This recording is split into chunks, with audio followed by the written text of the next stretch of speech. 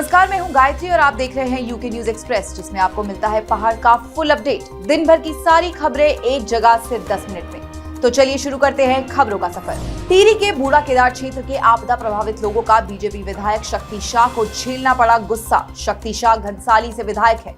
आपदा प्रभावित बूढ़ा केदार क्षेत्र उनके ही विधानसभा में आता है।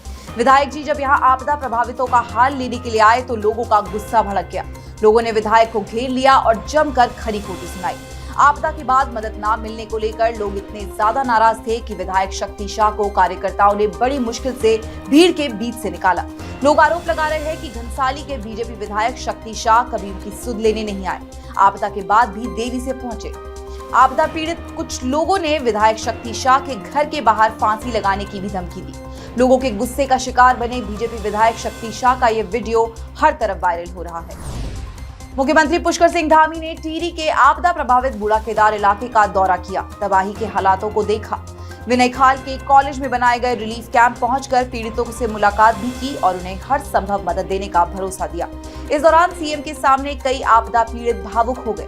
टिहरी के बूढ़ा केदार क्षेत्र में शनिवार को भारी बारिश के बाद भूस्खलन हुआ था। तिनगढ़ गांव में पहाड़ी से आए मलबे में 15 से ज्यादा घर तबाह हो गए थे। आसपास के गांवों में तबाही हुई थी, जिसके बाद से सरकार आपदा प्रभावितों को मदद पहुंचाने में जुटी है। प्रदेश में भारी बारिश से मुश्किलें बढ़ती जा रही है। चमोली में देर रात हुई बारिश से बद्रीनाथ नेशनल हाईवे पर थाना जोशीमठ क्षेत्र के गुलाब कोटी और लंगसी के पास मलबा आ गया। इससे आवाजाही पूरी तरह से बाधित हो गई। सूचना मिलते ही एनएच की टीम मौके पर पहुंचकर मलबा हटाने के काम में जुट गई। वहीं उत्तरकाशी में गंगोत्री और यमुनोत्री मार्ग भी मलबा आने से बंद हो गया। गंगोत्री हाईवे पर नेताला के पास पहाड़ से मलबा गिरा। बिशनपुर में हाईवे पर बड़े बड़े बोल्डर आने के कारण करीब 5.5 घंटे तक आवागमन ठप रहा। इस दौरान दोनों ओर बड़ी संख्या में यात्री फंसे रहे। बीआरओ की टीम ने कड़ी मशक्कत कर हाईवे खोला, जिसके बाद हाईवे पर फंसे कांवड़ यात्री और दूसरे लोग आगे रवाना हो पाए। यमुनोत्री हाईवे पर राणा चट्टी और डबरकोट के पास मलबा आने से आवाजाही ठप पड़ गई। इसके बाद एनएच और बीआरओ की टीम ने मलबा हटाकर यातायात को सुचारू किया। पौड़ी पहुंचे गढ़वाल कमिश्नर विनय शंकर पांडे ने गढ़वाल मंडल के सभी डीएम और अधिकारियों को मानसून सीजन में सतर्क रहने के निर्देश दिए हैं। गढ़वाल कमिश्नर ने कहा कि गढ़वाल क्षेत्र में आपदा का सिलसिला जारी है। कमिश्नर ने एक दिन पहले ही टिहरी जिले के आपदा प्रभावित क्षेत्र तिनगढ़ और बूढ़ा केदार क्षेत्र का भी निरीक्षण किया था, जहां आपदा से हालात बेहद खराब है। गढ़वाल कमिश्नर ने अपडेट दिया है कि आपदा के दौरान अभी तक कुल 5 जिलों में कुल 32 जनहानि और 100 से अधिक पशु हानि हो चुकी है। सरकार आपदा राहत धनराशि के अलावा सभी तरह की मदद आपदा प्रभावित इलाकों को दे रही है। दिल्ली में केदारनाथ मंदिर का निर्माण और केदारनाथ धाम से 230 किलो सोने का विवाद अब तक गर्म है। इस बीच केदारनाथ विधानसभा के पूर्व कांग्रेस विधायक मनोज रावत ने नए और सनसनीखेज आरोप लगाकर प्रदेश का माहौल गर्मा दिया है। पूर्व कांग्रेस विधायक मनोज रावत ने धामी सरकार पर चारधाम यात्रा के रजिस्ट्रेशन में घोटाला करने का आरोप लगाया है। मनोज रावत का दावा है कि सरकार ने गुजरात की कंपनी को चारधाम यात्रा के रजिस्ट्रेशन का जिम्मा सौंपकर उसे करोड़ों का फायदा पहुंचाया। कांग्रेस का आरोप है कि बड़ी राजनीतिक पैठ के चलते गुजरात की कंपनी को राज्य सरकार हटा नहीं पा रही है। चारधाम यात्रा और कम से कम केदार भूमि में जो भी यात्रा व्यवसाय से जुड़े हैं, चाहे धार्मिक लोग हैं चाहे व्यवसायी लोग हैं, उनकी आज एक ही मांग है कि रजिस्ट्रेशन की प्रक्रिया को रद्द किया जाए।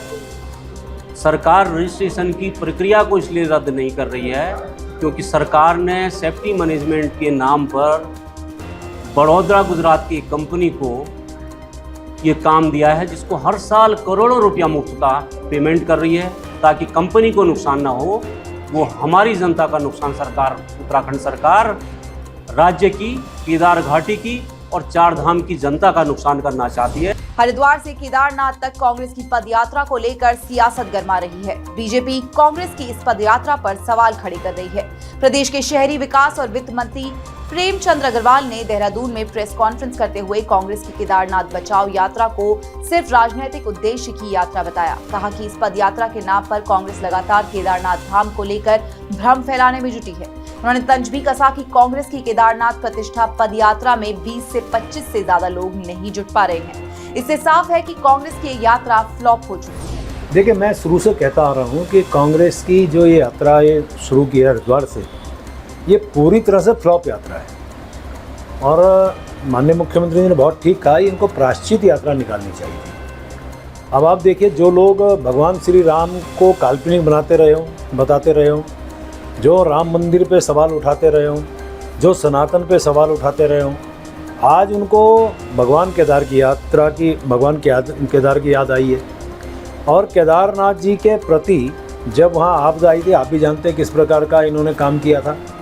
मैं आज कह सकता हूँ कि जहाँ केदार का सौंदर्यीकरण हो रहा है, एक विस्तारीकरण हो रहा है, वहाँ जितना काम माने मोदी जी की कृपा से वहाँ हुआ है, आज उनको लेके ये परेशान है। राजधानी देहरादून की सड़कों पर उत्तराखंड बेरोजगार संघ ने 10 सूत्रीय मांगों को लेकर किया बड़ा विरोध प्रदर्शन। इस प्रदर्शन में बेरोजगार युवाओं के अलावा छात्र छात्राएं भी बड़ी संख्या में शामिल हुए।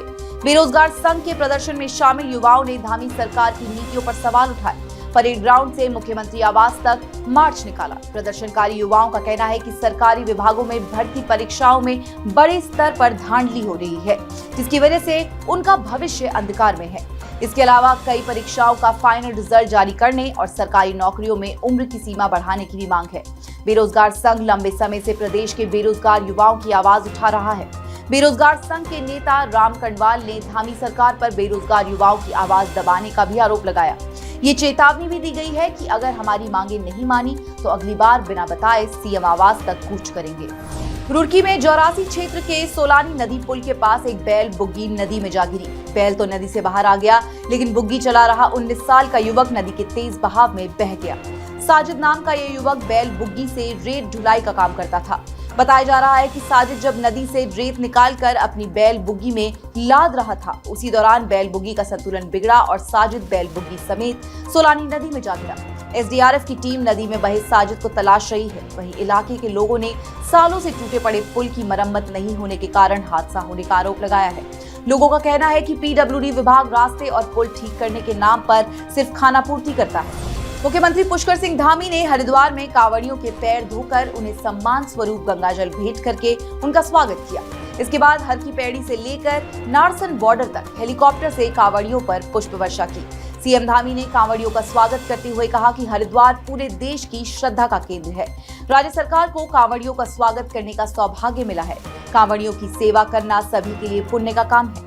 धामी ने कहा कि पिछले साल के मुकाबले इस साल कांवड़ मेले और यात्रा से जुड़ी व्यवस्थाओं को और अधिक सुधारा गया है, जिससे कांवड़ यात्रा में शिव भक्तों की संख्या नया रिकॉर्ड बनाएगी।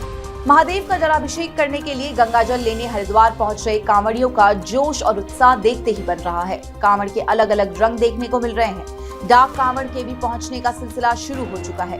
इस बीच रुड़की से तिरंगा कांवड़ ने लोगों का ध्यान खींचा है।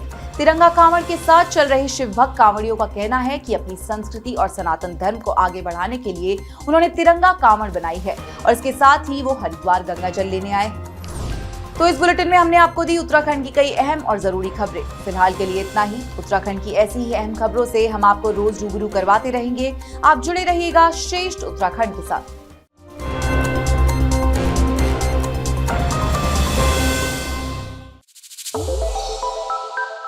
श्रेष्ठ उत्तराखंड पर खबरों से जुड़े रहने के लिए चैनल को सब्सक्राइब और लाइक करें, बेल आइकन दबाएं और देखते रहें श्रेष्ठ उत्तराखंड।